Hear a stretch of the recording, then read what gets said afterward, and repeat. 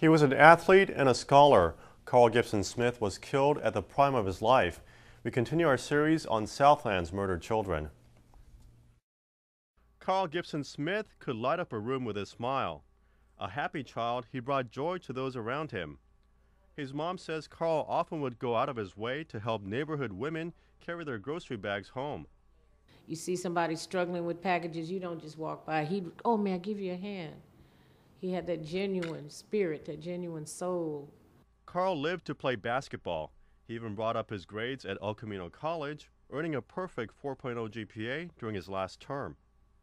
So the point was to get it raised up so he could move on to Mendocino and play ball for them. That was his life. He lived, slept, drank basketball. But one evening in March 2003 changed things forever.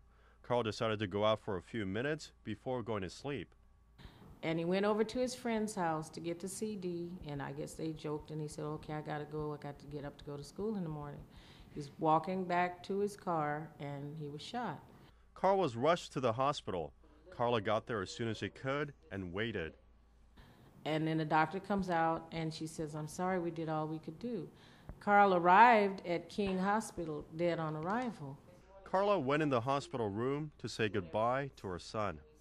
I saw those big feet. He wore his size 11 and a half, 12 shoe. And I saw those feet, and I saw blood all on the floor. And I stroked him, and I said, oh, why didn't you fight, son? Why didn't you fight? But I know he did. Carl, named after his grandfather, was killed on March 28th, his grandfather's 83rd birthday. The Inglewood Police Department issued a $25,000 reward, but more than 3 years later, there are no suspects or leads.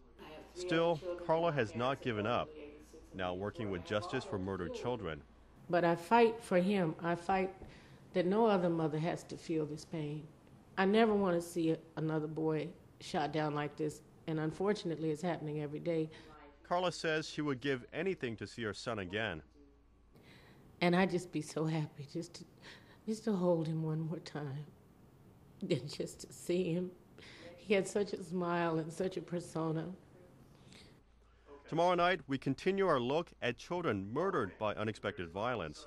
We sit down with Arlene Ortega and LaWanda Hawkins, their lives united by common tragedy, strengthened by each other's courage.